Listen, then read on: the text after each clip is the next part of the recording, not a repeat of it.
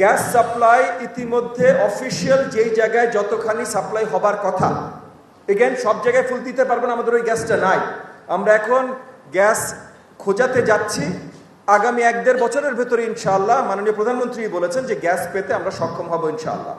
তার আগ পর্যন্ত যেখানে যতখানি বরাদ্দ দেয়া ততখানি আপনারা ঠিকমতো পাচ্ছেন কিনা সেইটার আমরা তিতাসের সাথে চেক করে দরকার আগামী সপ্তাহের ভিতরে আপনাদেরকে জানাবো। আর পাইপেরটা আমরা ইতিমধ্যে তিতাসের সাথে কথা বলেছি, তারা আমাদেরকে জানিয়ে যে আজকের কথা না, আমি 3 মাস আগের কথা বলছি, তিতাসের সাথে আমরা কথা বলেছি যে তারা আগামী দিনগুলোতে একটা বড় পাইপলাইন, এটা বড় প্রজেক্ট, এটা কিভাবে করা যায় সেটার প্রজেক্ট নিয়ে তারা আলোচনা করছেন। আজকে যেহেতু আপনি উত্থাপন করেছেন, এই বাজেট মাসে আমাদের পার্লামেন্টে আলোচনা অনেক বেশি। এরপর বাজেট মাসটা শেষ হওয়ার সাথে সাথে জুলাই শুরুতেই দরকার হলে আমি দায়িত্বপ্রাপ্ত মন্ত্রণালয়ের সাথে বসবো যে আমাদের এই গ্রিডের এই পাইপগুলো বদলানোর জন্য কি করা যেতে পারে। এটা হলো আপনার গ্যাসের। সিওয়েজ বিল, আজকে কয়েকটা প্রতিষ্ঠান এখানে উপস্থিত নেই, তাদের নিজেদের প্রোগ্রাম চলছে, ফায়ার সার্ভিস, ট্রাফিকেরও প্রোগ্রাম চলছে, তবুও ডিএমপি ট্রাফিক থেকে এসছেন, ওয়াসারও ওদের নিজেদের প্রোগ্রাম চলছে, এর জন্য অনেকে আসতে পারেন। All time Roma, taste it, love it. তবে আমরা ডিএনসিসি এবং ওয়াসাকে নিয়ে ইতিমধ্যে, যেহেতু ডিএনসিসির কর্মকর্তা এখানে আছেন, ওনার সাথে ইতিমধ্যে আমার কথা হয়েছে। ডিএনসিসি ওয়াসাকে নিয়ে আমরা আলাদা করে বসবো যে আপনাদের এই জিনিসগুলো কেন হচ্ছে, এটার সমাধান কি হতে পারে। ইনশাআল্লাহ জুন মাসের যে আমাদের টাউন হলে আমরা বসলাম, জুলাই মাসের টাউন হলে এটার উত্তর আপনার জন্য প্রস্তুত থাকবে ইনশাআল্লাহ। সিকিউরিটির ব্যাপারটা আসি। সিকিউরিটির ব্যাপারে আমরা টহল বাড়াতে চেষ্টা করছি, কিন্তু টহল বাড়ানোর জন্য আমাদের আপনাদের সহযোগিতা দরকার। এটা নিয়ে আগামী টাউন হলের আগেই আমরা আরো বড় আলোচনা করব। আসলে অনেক উন্নত হয়েছে সিকিউরিটি, কিন্তু আরো অনেক বেশি উন্নত হওয়া দরকার। আজকে আলোচনার প্রথমেই আমি বলে নিলাম যে আমার এক ভাই, আমার সহকর্মী, উনি এখন আক্রমণের শিকার হয়ে হাসপাতালে আছেন, যার জন্য আমার বারবার ফোন দিতে হচ্ছে ঢাকা মেডিকেল কলেজে হাসপাতালে। সো সবকিছু যে যত ভালো হতে পারতো তত ভালো নাই।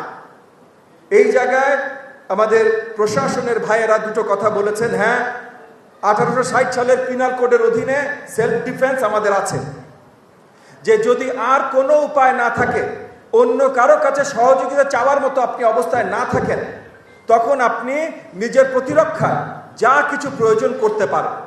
তবে আমরা এই জায়গায় যাইতে চাই না, আমরা এমন জায়গায় যাইতে চাই না যেখানে সবাই আইন নিজের হাতে তুলে নিচ্ছে।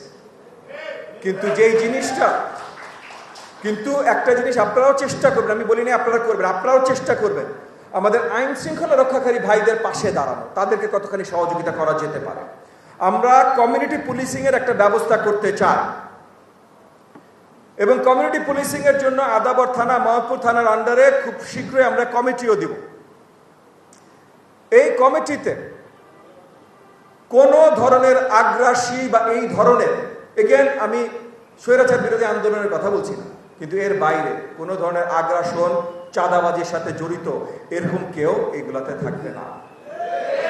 এলাকার দায়িত্ব যারা নিতে পারে তারা থাকবে, এবং যারা বিগত দিনগুলোতে কোনো ধরনের স্বৈরাচারী বা কোনো ধরনের অ্যাক্টিভিটির সাথে জড়িত ছিল না তারা থাকবে।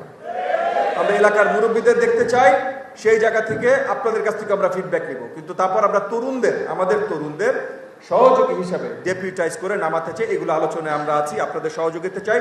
ইনশাআল্লাহ আগামী দিনগুলোতে আস্তে আস্তে এগুলো ঠিক করার আমরা কাজ করছি। আর এখানে যেহেতু কাঁচা রাস্তা নিয়ে কথা এসেছে, বিশেষ করে বসিলা এবং ওই দিকগুলোতে, এবং আমার 30 নম্বর ওই আদাবর ওয়ার্ডেরও পিছের দিকে অনেক জায়গা আছে যেখানে হ্যান্ড ওভার করা হয় নাই এলাকার রাস্তাগুলো সিটি কর্পোরেশনকে।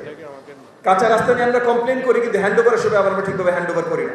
তো সেই জায়গায় আমাদের একটু নজর রাখতে হবে, সেই কাজগুলো আপনারা একটু ঠিকভাবে করবেন।